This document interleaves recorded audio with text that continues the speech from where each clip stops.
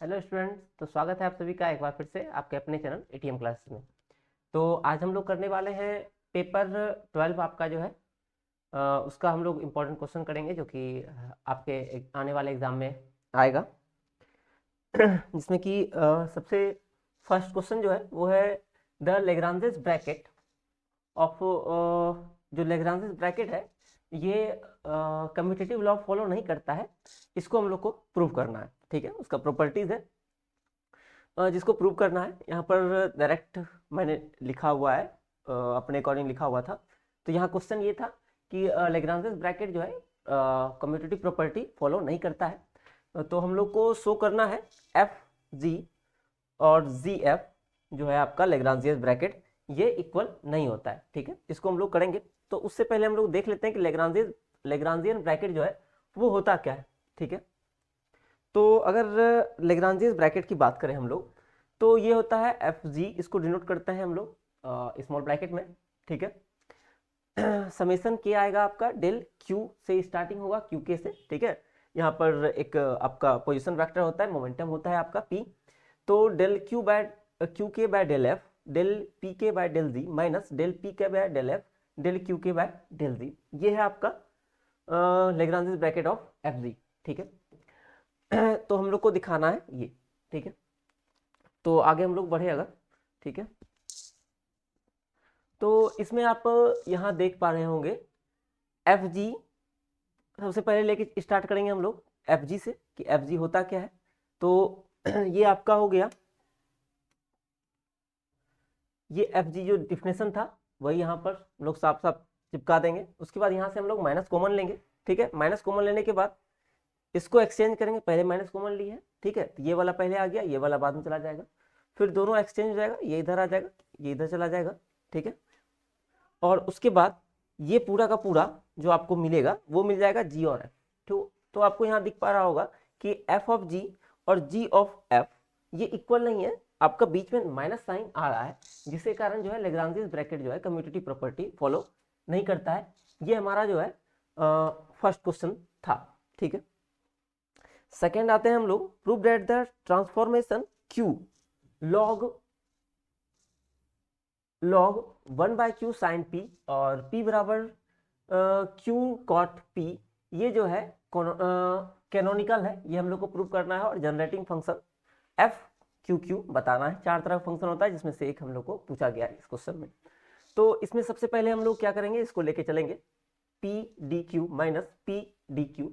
अगर इसको हम दिखा दें कि ये एग्जैक्ट है, मतलब कि परफेक्ट डिफरेंशियल है, तो हम लोग कह सकते हैं कि ये कैनोनिकल होगा, अदरवाइज नहीं होगा, ठीक है। तो चूंकि हम लोग को दिखाना है, ये है ऑलरेडी, ये है कि ये एग्जैक्ट होना होगा ही होगा, ठीक है।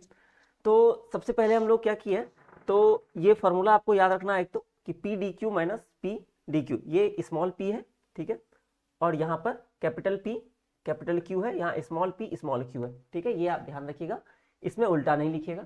इसके बाद का सिर्फ सॉल्व करना है, जो कि आप बहुत आसानी से कर लीजिएगा। फिर भी एक बार मैं कर दे रहा हूँ, ये तो वैसे ही रहेगा। एक बार कैपिटल पी का वैल्यू जो हम लोग के पास दिया हुआ है ये यहाँ पर हम लोग चिपका दिए। फिर आपका कैपिटल क्यू का जो वैल्यू है वो आपका यहाँ पर डी क्यू है ना, तो डी ऑफ कैपिटल क्यू है, ठीक है। ये थोड़ा सा मिस्टेक हो गया था। इसके बाद हम लोग को इसको डिफ्रेंशिएट करना है। डिफ्रेंशिएट करेंगे तो पहले हो जाएगा लॉग का 1/, फंक्शन बन जाएगा। फिर ये साइन पी बाय क्यू का हम लोग एक बार फिर से डिफ्रेंशिएशन करेंगे तो अब हम लोग को ये मिलेगा, ठीक है। क्यू स्क्वायर कैंसिल हो जाएगा। फर्दर इसको जो हम लोग सॉल्व करेंगे तो आपको फिर इसको जो है, इसको आप एक बार इसमें मल्टीप्लाई कीजिएगा, फिर इसको इसमें मल्टीप्लाई करेंगे, ठीक है। तो आपको दो टर्म मिल जाएगा ये।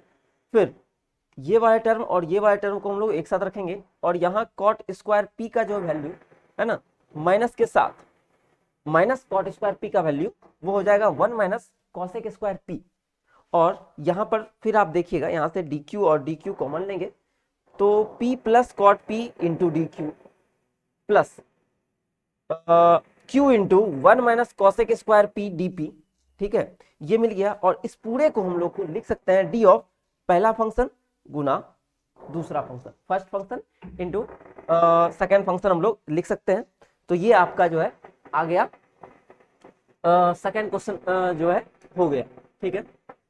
अब बढ़ेंगे हम लोग अपने अगले क्वेश्चन में, ठीक है। तो जैसे ही ऐसा होगा तो हम लोग कह देंगे कि क्या है, विच इज एडजेक्ट, और एडजेक्ट होने का मतलब ये कैनोनिकल हो गया, ठीक है। फिर इसका जनरेटिंग फंक्शन हम लोग को निकालना है एफ क्यू क्यू का। तो इसमें हम लोग क्या जानते हैं कि del f by del t, ठीक है, del f by del t जो है ये होता है आपका फॉर्मूला, ठीक है। इसको फॉर्मूले को आप याद रखिएगा, क्यू के डॉट मतलब क्यू के का डिफ्रेंसिएशन है पी के माइनस एच, स्मॉल है दोनों का दोनों यहाँ पर, फिर यहाँ पर दोनों का दोनों कैपिटल है, क्यू के डॉट पी के माइनस एच। आप चाहे तो समेसन दोनों जगह भी लगा सकते हैं या एक ही बार में रख सकते हैं, ठीक है। जहां जहां के है वहां वहां समेसन आपका रहेगा, अदरवाइज समेसन से बाकी सब बाहर आ जाएगा, जहां जरूरत पड़ेगा हम लोग निकाल लेंगे उसको। तो नेक्स्ट स्टेप में अब क्या हम लोग को निकालना है, एफ क्यू क्यू निकालना है, मतलब कि एफ क्यू क्यू और टी अगर हम लोग के पास है जिसका निकालना है जनरेटिंग फंक्शन, तो यहाँ पर इसको डिफ्रेंशिएट करेंगे टी के रिस्पेक्ट में। तो एक बार एफ क्यू के रिस्पेक्ट में होगा, फिर क्यू टी के रिस्पेक्ट में, तो इसको हम क्यू डॉट लिख दिए, फिर कैपिटल क्यू एक बार होगा एफ कैपिटल क्यू के रिस्पेक्ट में, फिर कैपिटल क्यू का टी के रिस्पेक्ट में जिसको क्यू के डॉट लिख दिया, और फिर एफ को टी के रिस्पेक्ट में। इसके बाद हम लोग पहला इक्वेशन और दूसरे इक्वेशन को माइनस कर लेंगे। तो इसमें से देखिएगा कि इसका राइट साइड दोनों का सेम है, तो माइनस होकर आपका आ जाएगा 0, ठीक है। एक साइड तो 0 बन जाएगा, दूसरे साइड में अगर आप देखिएगा तो इस वाले टर्म में और इस वाले टर्म में दोनों में क्यू के डॉट कॉमन है, तो आपको मिलेगा सिग्मा पी के minus del f by Q के डॉट। फिर क्यू के डॉट आपको यहाँ पर से क्यू के डॉट इन दोनों में कॉमन आएगा, ठीक है। तो इस तरह से ये मिल जाएगा आपको। नेक्स्ट आगे अगर हम लोग बढ़ेंगे तो आगे बढ़ने के बाद एक जो मिलेगा आपको टर्म, एक ये टर्म मिलेगा आपको, एच वाला टर्म जो है ये मिल जाएगा आपका ऊपर भी और नीचे भी दोनों में, ठीक है। नेक्स्ट जो है इसके बाद हम लोग क्या करेंगे कि जो क्यू के डॉट था उसको लिख देंगे Q K bye D T, फिर कैपिटल क्यू के डॉट था उसको भी Q K bye D T. Next हम लोग इसको डी टी से मल्टीप्लाई कर देंगे, तो यहाँ भी डी टी यहाँ भी डी टी कैंसिल हो जाएगा और इसमें एक डी टी एक्स्ट्रा आ जाएगा, ठीक है, जो कि इस स्टेप में आप देख रहे होंगे, ठीक है। इसके बाद यहाँ से ये सब चूंकि 0 के बराबर है ना, यहाँ से चूंकि ये सब का सब 0 के इक्वल है, ठीक है, तो आपका ये टर्म भी 0 के इक्वल होगा, ये टर्म भी 0 इक्वल होगा, ये टर्म भी 0 के इक्वल होगा, ठीक है।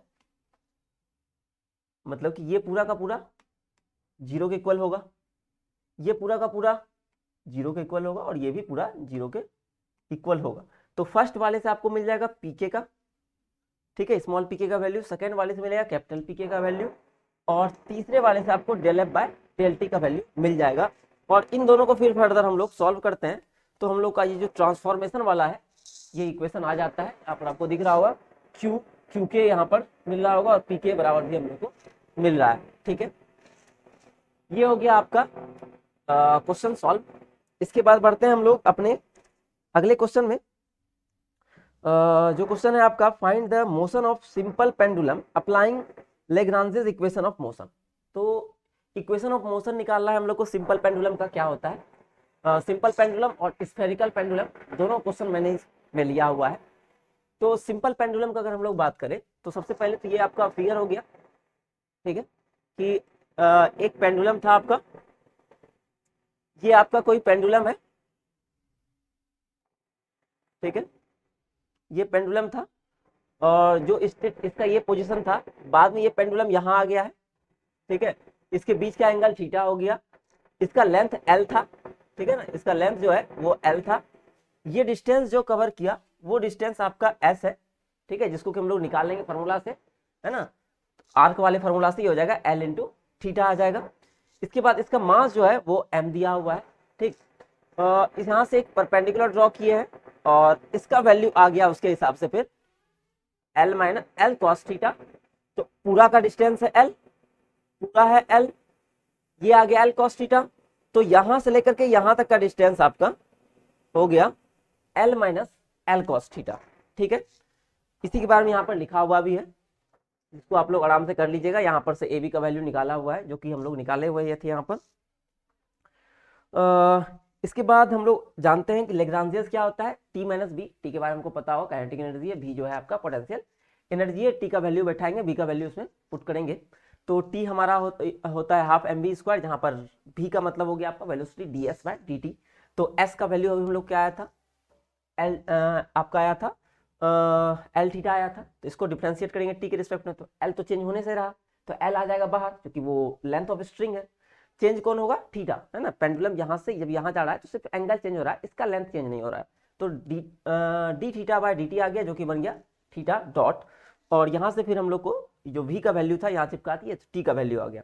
सिमिलरली जो आपका पोटेंशियल एनर्जी था v, वो है आपका mgh। बस h जो है हाइट अगर आप लोग देखे होंगे अभी, तो हाइट हम लोग का आया था, ये हाइट जो था जो चेंज हुआ था l minus L cos theta था। तो l कॉमन दिखे वहां पर, यहाँ से l minus L cos theta, फिर l कॉमन ले लिए, तो ये हमारा वैल्यू आ गया, इसका वैल्यू आ गया, v का वैल्यू आ गया, t का वैल्यू आ गया। अब l क्या था, l था दोनों का सम, अब दोनों का सम यहाँ पर चिपका दिए हैं, ठीक है।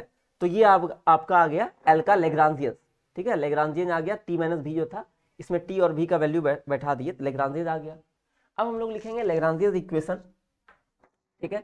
लेग्रांजियन इक्वेशन क्या होता है, d by d t of d l by d theta dot minus d l by d theta is equal to 0।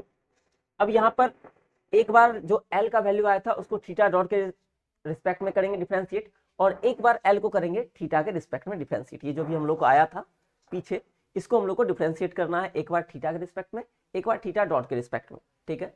तो दोनों को रिस्पेक्ट में आप यहाँ पर डिफरेंशिएट कीजिएगा, ठीक है। तो हम लोग को ये मिलेगा। इसके बाद इक्वेशन 2 जो था भी, ये इसमें वैल्यू बस आपको चिपका देना है, और आपका फाइनल आंसर आ जाएगा d two theta by d t square is equal to minus g upon l sine theta. ये हमारा आ गया। This is the equation of motion in simple pendulum using Lagrange's equation of motion, ठीक है।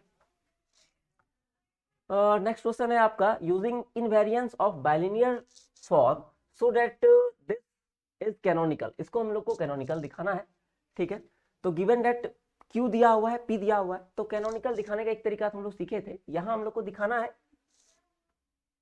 Bilinear form से। तो bilinear form से canonical कोई तब होता है जबकि del P d q minus del Q d P ये बराबर हो जाए del P del Q minus del Q d P के, ठीक है।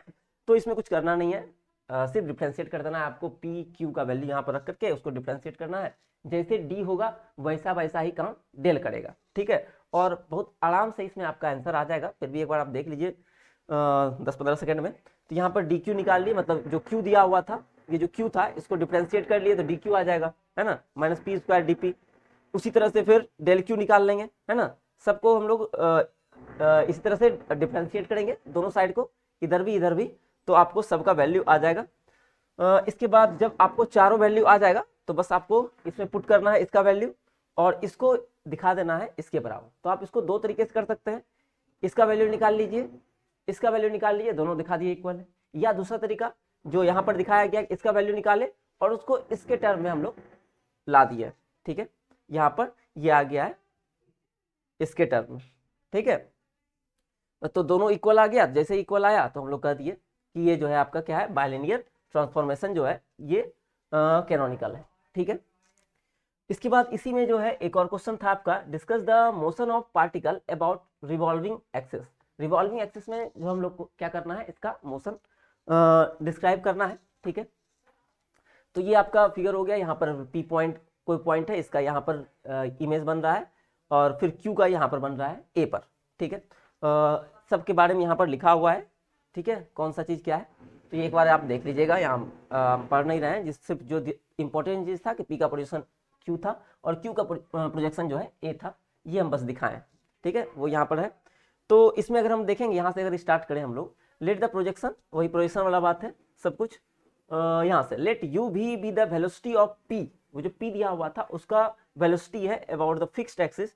तो सबसे पहले हम लोग निकालेंगे then the velocity parallel to O X given by u बराबर। तो velocity parallel to O X सबसे पहले हम लोग निकालेंगे u, फिर उसी तरह से ओ वाई ओ जेड निकालेंगे, ठीक है। तो पहले एक आ जाएगा, फिर सिमिलरली लिख देंगे। तो इसमें क्या आएगा, p का वेलोसिटी रिलेटिव टू q, फिर q का वेलोसिटी रिलेटिव टू a, फिर a का वेलोसिटी रिलेटिव टू जो एक्सिस था ओ एक्स, वो ये आ जाएगा इतना, ठीक है। जैसे ही u आएगा उसी तरह से हम लोग सिमिलरली करके v और w भी निकाल लेंगे, ठीक है। जब ये निकल जाएगा फिर अब मेरे पास आ गया hence the velocity of the particle parallel to this are given by, ठीक है, वो जो ऊपर लाइन लिखा था सेम वही चीज है, ठीक है, ये कुछ नया नहीं है, वही चीज है। इसके बाद एक पैराग्राफ और आपको लिखना है कि if OP be a vector representing the velocity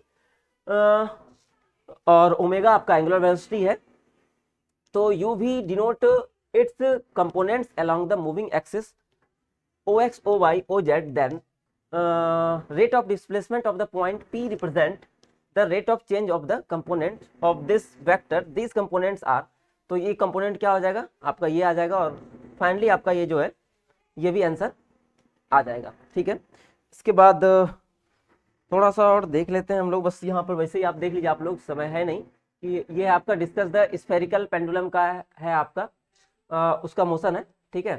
तो ये आप देख लीजिएगा, सिर्फ मैं कर दे रहा हूँ, ठीक है, कि अब टाइम बहुत कम है, तो बस स्क्रीन पर मैं ला दे रहा हूँ, ठीक है। अगर आपको चाहिए होगा तो आप लिख लीजिएगा इसको स्टॉप करके,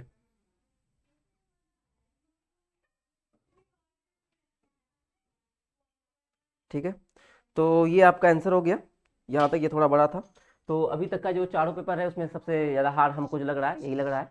अभी तक सारा क्वेश्चन बहुत अच्छे से याद हुआ नहीं है, तो कुछ अभी टाइम बचा हुआ है, हम लोग याद कर लेंगे इसको भी, ठीक है। तो वीडियो कैसा लग रहा है आप लोग बताइएगा ज़रूर, और आपको कौन सा पेपर अभी तक में सबसे ज़्यादा हार्ड लगा है या और सबसे ज़्यादा आसान क्या लगा है वो बताइएगा, ठीक है। मिलते हैं अगले वीडियो में, तब तक आप सभी का धन्यवाद।